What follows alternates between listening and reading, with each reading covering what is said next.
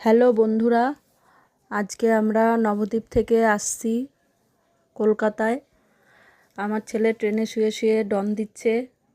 ও কি করবে, ওর time pass হচ্ছে না, তাই ও ডন দিচ্ছে। সকালবেলায় আমরা 7:08-এর ট্রেন ধরেছি আমঘাটা থেকে। তো কৃষ্ণনগর এসে থেমে আছে ট্রেনটা। 7:54 ছাড়বে। এখন আমরা যাব বনগাঁ। বনগাঁ থেকে তারপর ট্রেন ধরবো, ধরে কলকাতায় আসবো।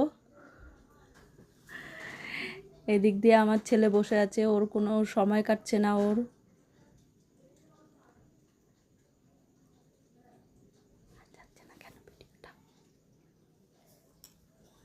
ট্রেনে লোক নেই, একদম ফাঁকা ট্রেন, একদমই লোক নেই ট্রেনে। আমার দিদির ছেলে, মেজদির ছেলে, ও মুখ লুকিয়ে রেখেছে ভিডিওতে না ওঠার জন্য।